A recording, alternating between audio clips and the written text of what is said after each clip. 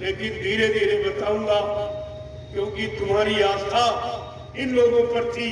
शायद अपनी सरकार आए काम कर दे, शायद अपनी सरकार आए वो काम कर दे, अपनी सरकार आए वो काम कर दे। किसी ने किया और 14 पंचवर्षीय तुम्हारी इसीलिए चली थी। इसी इंतजारी में तुम्हारे जीवन के 70 वर्ष चले। 70 वर्ष कलयुग में एक जिंदगी है 70। इतना तो आदमी जी पाया। एक जीवन आपने गंवा दिया, कुछ नहीं मिला, अब क्या बिगड़? अरे जो बना था वो भी बिगड़ गया। बनाना तो इनके बस की बात है ही नहीं। जो हमें अपने पूर्वजों से विरासत के रूप में मिला वो भी चला गया। वो थी सच्चाई, ईमानदारी, वो भी छिन गई। आपके पास क्या बचा? जरा अपने को घूम के देखो एक बार, तुम्हारे पास कुछ बचा? तुम्हारे जीने के लिए कुछ बचा है? तुम कभी अपने को देखते नहीं हो, तुम दूसरों को देखते रहते। ये खराब, ये खराब, ये बुरा, ये बुरा। अरे कभी ये सोचते हो कि शायद तुम उससे ज्यादा बुरे हो? सभी संत महात्मा फकीरों ने यही समझाया, बुरा दे देखकर मैं चला, बुरा न लिखा कोई। जब दिल खोजा अपना तो मुझसे भरा। जब कहा अपने आप को देखा तो पता चले मैं तुम्हें सबसे खराब। इसलिए विवेकानंद जी ने जो इंग्लिश लिटरेचर लिखा, उन्होंने भी स्पष्ट कहा, स्पष्ट कि please see yourself then told other person. कृपया अपने आप को देखो, तब दूसरे को कहो, हो सकता तुम उससे ज्यादा खराब हो। लेकिन तुम्हारा सारा जीवन दूसरों को देखने में जाए, ये खराब, वो खराब, वो खराब, वो खराब। ये तुम खराब है क्यों देख रहे? तुम्हारी आंखें अच्छा क्यों नहीं देखती? तुम्हारा मन अच्छी बातों में की तरफ क्यों नहीं जाता? अच्छी बातों को क्यों नहीं पकड़ता? ये बुरी बातों को क्यों पकड़ता है और बुरी बातों का आदि क्यों बन गया? इस पर कभी विचार नहीं करते हो और दिन पर अपने मन को खराब करते चले जाओ। फिर तुम अच्छे कब बनोगे? सारा जीवन इसी में निकाल रहे हो, तो अच्छे बनने का प्रयास करो। अच्छे बनने के लिए संत महापुरुषों ने कलयुग में अवतार लिया है कि संतों के वचन तुमको अच्छा बनाएंगे, अच्छे रास्ते की जानकारी देंगे, सच्चित आनंद प्राप्त कराएंगे, जीवात्मा को सतलो सचखंड पहुंचाएंगे। ये काम सब संतों के अधीन। जो काम किसी ने नहीं किया, किसी युग में नहीं किया, वो काम इस खराब युग में ये संतों ने इसका ठेका लिया कि मैं सबका काम करूंगा और सबको जीवात्मा को घर पहुंचाऊंगा अगर तुम मेरी बात मानो। नहीं मानोगे तो दूसरी बार सही, तीसरी बार सही, काश सतगुरु 7 जन्म तक पीछा करता। तुम भक्के जाओगे का? नहीं, अपनी बात करोगे दूसरी बार, नहीं दूसरी बार भजन करोगे तीसरी बार, नहीं चौथी बार। भजन तो आपसे करा लिया गया। मैं भजन कराना जानता हूं और मैं भजन करा लूंगा, मुझे कोई स्थिति परिस्थिति क्यों न बनानी पड़े, लेकिन भजन आपसे करा दिया। अगर अभी आप सामने कर लो तो आपको सहयोग मिल जाएगा, मदद मिल जाएगी, तुम्हारा काम कर दिया जाएगा।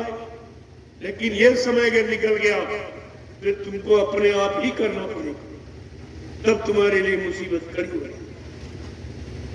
तो एक एक बात को समझने की कोशिश करो। ये चीज आपको कोई नहीं बताएगा जो आज आपको सुनने को मिले, और न किसी ने बताया होगा। तुम्हारे परेशानी का दर्द किसी को नहीं, केवल साधु संत महात्माओं को। वो इसी काम के लिए आते ही है। साधु से हो न कारज हानि, साधु संत महात्माओं से तुम्हारे किसी की और किसी प्रकार की हानि नहीं हो सकती। वो लाभ देने के लिए आते हैं, वो भला करने के लिए आते हैं, वो कल्याण करने के लिए आते हैं। उनका काम परेशानी देने का, मुसीबत में डालने का, धोखा देने का नहीं होता। लेकिन आप बात ही नहीं समझते, आप वचनों को नहीं मानते हो, तो परेशानी आप खुद ही मोल लिए बैठे, तो उसके लिए कोई क्या है। इसलिए हमारी एक ही प्रार्थना है आपसे कि आप लोग अब शाकाहारी।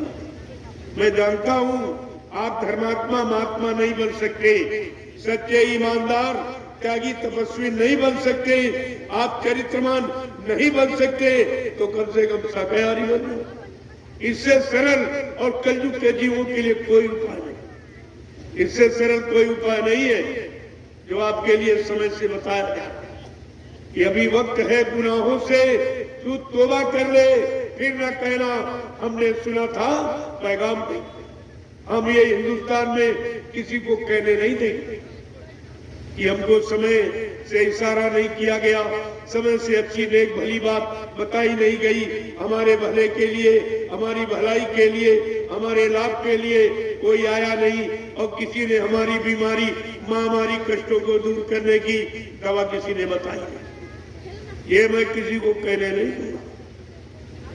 इसलिए मैं आपके सारे दुखों तकलीफों की दवाई लेके नैमिषारण जो 88,000 ऋषियों की तपोभूमि सीतापुर उत्तर प्रदेश, वहां से दवा लेके आया और सारे हिंदुस्तान में मुफ्त में, उसके बदले कुछ नहीं।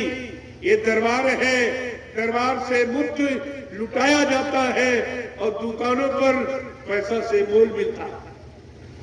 ये दुकान नहीं दरबार है।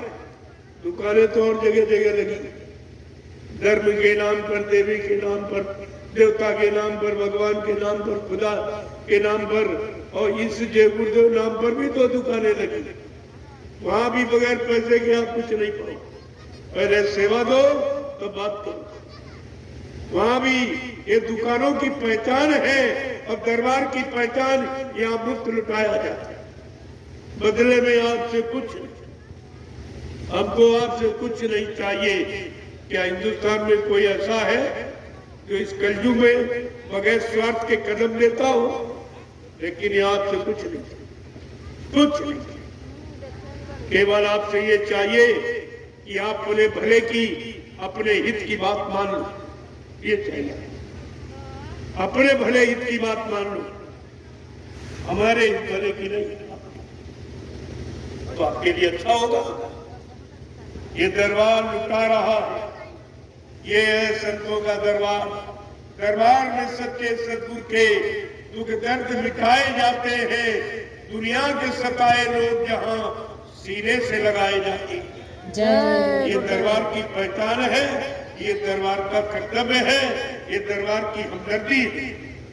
इसलिए आपको बताया जाना, क्योंकि दुकानें बहुत लग गई और दुकान अगर दरबार समझ के आप पहुंच गए तो आपका नुकसान हो जाए। वहां बगैर पैसा दिए कुछ नहीं मिलेगा और यहाँ आपको कुछ देना नहीं। अगर इस दरबार से नहीं ले पाए तो दुनिया में तुमको कोई नहीं ले लेगा। तुम्हें देने वाला कोई है ही नहीं। इनको तुमने अपना माना, नेताओं को उन्होंने तुमसे चंदा लिया, वोट लिया, नोट लिया, महंगाई वसूली, टैक्स वसूले, जीएसटी वसूली, उन्होंने भी हाथ से लिया, दिया था। लेकर भी कुछ नहीं दिया, न न्याय दिया, न सुरक्षा की, न रोजी रोटी दी, न महंगाई दूर की, न बेरोजगारी दूर की। यार ये तो किया ही नहीं। पैसा लेकर भी आपको कुछ नहीं दिया। और यही महात्माओं का हाल तुम्हारे, तुमने उनको दान दक्षिणा, रोटी रोटी लगोटी ये सब कुछ दिया, लेकिन कोई महात्मा तुम्हारे दुख तकलीफ में तुम्हारे यहाँ आया और तुमको यानी सुख शांति और पाने का और बीमारी दूर करने की कोई दवा, कोई इलाज, कोई तरीका, कोई युक्ति आपको बताई तो तुम्हारे सामने है। देख लीजिए, कोई नहीं आएगा। मैं ही क्यों अकेला चला, हमने तो आपसे कुछ नहीं लिया और न लेने की इच्छा रखता, लेकिन फिर भी आपको दे रहा। जो किसी ने नहीं दिया, पूरे हिंदुस्तान का रिकॉर्ड है। आपको महाप्रसाद किसी ने तुम्हारे घर आके दरवाजे पर पुकार लगा के नहीं दिया होगा। ये हिंदुस्तान का पहला रिकॉर्ड। न पहले किसी ने दिया, न आज कोई दे रहा, न आगे कोई दे सकेगा। मैं पूरे हिंदुस्तान में ये घूम घूम कर गली गली और शहरों सड़कों पर आवाज लगाता हूँ, महाप्रसाद ले लीजिए, आगे आने वाली भयंकर बीमारियों से, परेशानियों से, मुसीबतों से बचने के लिए ये दवा ले लीजिए। ये आपको कोई नहीं, और ये बिना पैसे, इसके बदले आपको देना कुछ नहीं। ऐसा आपको कई दरबार नहीं मिले, कहीं तीरथ पूरत कहीं चले जाओ, वहां बगैर के चढ़ाए दिए तुम्हें कुछ नहीं। तुम अपनी जेब भले खाली कराओ और तुमको बदले में कोई कुछ नहीं, और खाली लौट आती हो और फिर भी खाली, फिर तुम सच्चा दरबार कल वो सच्चा दरबार, हमने यही सच्चाई दरबार था कि सारी जेब तुम्हारी खाली हो गई, अभी का तो सच्चा दरबार। तुमको ये भी नहीं मालूम है कि सच्चा दरबार झूठा दरबार किसे कहते, ये भी तो मालूम नहीं है। ऐसे सब लोग फंस गए। तो तुम्हारे लिए व्यवस्था लेके आया हूं, आप इसको ले लीजिए। अभी रास्ते में बांट के आया हूं, तो सड़कों पर बड़ी बड़ी लाइन, मैं इसीलिए लेट आ पाया, बहुत बड़ी बड़ी भीड़, ये यहाँ जितने बैठे इससे ज्यादा वहां सड़कों पर सबको प्रसाद दिया गया, तो उससे विलंब हो गया, क्योंकि ये दवा सबके लिए है। हमने कहा चलो वहां तो स्थानीय सभी लोग मिल जाएंगे, लेकिन ये बेचारे जो इतनी भीषण सर्दी में छोटे छोटे बच्चों को गोदी में लिए ये सड़क पर खड़े इंतजार कर रहे, इनको परेशानी है और इनकी कोई सुनने वाला, न कोई नेता और न कोई महात्मा, कोई सुनेगा। ये आपको परीक्षा करने का समय मिला, जो आप बड़े गर्व के साथ कहते थे हमारे देश में बहुत नेता है, हमारे देश में प्रधानमंत्री मुख्यमंत्री बहुत अच्छा, बड़ा सच्चा है, बड़ा ईमानदार, बड़ा नेक है, लेकिन तुम्हारे लिए क्या किया? तुम्हारे लिए क्या किया? ये तो जिन्होंने देश को गुलाम किया उन्होंने भी इतनी परेशानी नहीं दी। अंग्रेजों के वक्त में इतना अन्याय नहीं था, इतनी लूटपाट नहीं थी, इतने कत्ल चोरी डकैती नहीं थी, इतने गर्भपात नस्बंदी जैसी घृणित योजना, ये भ्रूण हत्या ये नहीं कराई, इतने महंगाई, इतने टैक्स नहीं लगाए, जबकि विदेशी, ये तो स्वदेशी है। ये कर क्या रहे? जरा इनकी तरफ देखिए और तुमको अभी होश नहीं आ रहा, होश आपको अभी नहीं है। लूटे जा रहे हो, पीटे जा रहे हो, सताए जा रहे हो, बेरोजगार रखे जा रहे हो, फिर भी तुम्हारी अक्ल अभी खुली नहीं, खुली नहीं। मैं देखता हूं बराबर मतदान के टाइम इतने उतावले हो जाते कि दूसरे तक का जाली वोट, इतने शौकीन। जब शौकीन हो तो मिलो सजा, सजा के भी तो शौकीन बनिए। या तुमने मतदान है, मतदान माने सहयोग, सहयोग तुमने किया है तो परिणाम कौन भोगेगा? ये तुम्ही को भोगने पड़ेगा, क्योंकि पहले राजा माँ के पेट से बनता, राजा के बेटे को राजा बना दिया जाता तो सारा दोष उस राजे पर आता था। लेकिन आज प्रजातंत्र में ये नहीं है, प्रजा को अधिकार है, प्रजा जहाँ मोहर लगाती वही राजा पैदा हो जाता। तुम्हारे द्वारा राजा बनता है, इसलिए राजा जो भी 5 साल अच्छा बुरा करेगा वो सब सजा तुम्हें भोगनी पड़ेगी, और वही तुम भोग रहे हो। एक दिन की गलती और 5 साल की सजा भोगते हो, और कल अभी नहीं आई, 14 पंचवर्षीय निकल गई इसी अज्ञानता बोल ब्रह्म। क्या सोचा आपने? क्या विचारा? तुम्हारी बुद्धि, तुम्हारी पढ़ाई लिखाई, तुम्हारा ज्ञान जब तुम्हारे ही नहीं काम आया, तुम देश समाज के क्या काम करोगे? इसलिए प्रभुओं विचार कीजिए, आगे का समय बहुत खराब, जिसका वर्णन नहीं किया जा सकता, इतना खराब। उसी खराब समय से बचाने के लिए मैं ये प्रसाद लेके आया हूं। प्रसाद जब काम करेगा जब आप परहेज करोगे। परहेज क्या है? अंडे, शराब, गोश्त, मांस, मछली से दूर, निंदा, आलोचना, बुराई, क्रिटिसाइज से दूर, दूसरे के धन, स्त्री और पति से दूर। ये परहेज है। अगर आप परहेज कर ले, मैं दावे के साथ आपके बीच में कहे जा रहा हूं, ये जय गुरुदेव नाम जो प्रभु का है, कलयुग के जीवों को लाभ देने के लिए समय से जगाया गया है। ये नाम तुम्हारी हर स्थिति परिस्थिति में तुम्हारे काम आएगा, तुम्हारे काम आएगा। ये ऐसे नहीं कह दिया, और इसमें कोई खर्चा एक पैसे का, इस नाम के लेने में कोई खर्चा नहीं, कुछ आपको नहीं करना। बना बनाया मंदिर आपका ये है मनुष्य, ये मनुष्य मंदिर है। परमात्मा की मूर्ति असली इसके अंदर जीवात्मा बैठी, वो तो नकली मंदिर, नकली मूर्ति, वहां तो कुछ नहीं, सब इसी में है और इसी के लिए। अभी तक आप यही नहीं समझ पाए हो कि इसी में है और इसी के लिए है और इसी को लाभ देने वाली तो असली मूर्ति अंदर बैठी। आज तक किसी ने आपको नहीं बताया और ना आपने कभी तलाश की। कोई इधर जा रहा, कोई उधर जा रहा, कोई उधर जा रहा, कोई उधर। जहां जहां गए वहां कुछ मिला? आज तक जिसकी जिसकी पूजा की वो देवी देवता मिले आपको? कोई मिला? देवी देवता भगवान खुदा घाट मंदिर में, मस्जिद में, गिरजाघर गुरुद्वारों में कोई मिला अब तक आपको? अरे प्रेमियों, ये उनके रहने के स्थान नहीं है, ये है यादगार स्थल। यहाँ बैठ के उनकी याद करता, ये यादगार स्थल। जब राम यहाँ आए थे, क्या पहले से उनके नाम का मंदिर बना था? जो राम मंदिर में पैदा हुआ तो अयोध्या में पैदा, सब जानते हो, इतिहास भी जानते हो, फिर भी मंदिरों में ढूंढते हो। क्या इतिहास मिलता है? समझ में कुछ नहीं इतना और न समझने का प्रयास करते। जब भगवान राम ने जब 14 वर्ष जंगल में मारे मारे फिरते, किसी ने सीताराम की जय बोली थी? बेचारे कोई नहीं, कोई मदद करने वाला नहीं, किसी छत्री ने उनका सहयोग नहीं किया राम का। तो बेचारे मजबूर हो गए, जंगल में कोल भील बंदरों को इकट्ठा किया और परिवर्तन करके दिखा दिया। आज त्रेता के इतिहास में कोल बंदरों का नाम है, कोल भील बंदरों का, लेकिन किसी छत्री का नाम नहीं है। ये पढ़िए आप, किसी छत्री का नाम नहीं। तो तुम कह रहे हो वो छत्री कुल में आए, तो तुमने कौन सा छत्री धर्म निभाया था? कौन सी मदद की थी?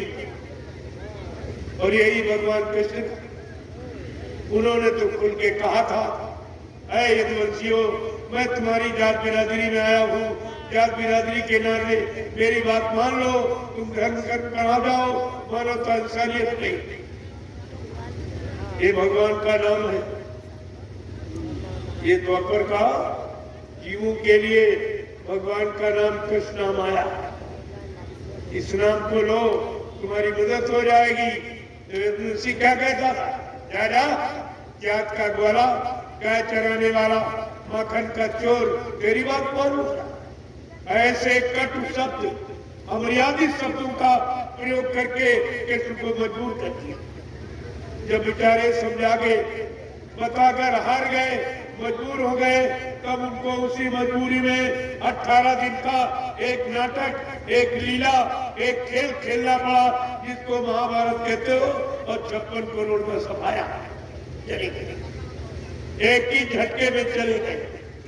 ये है न मानने वालों का इतिहास। जिन्हें नहीं माना वो मारे गए।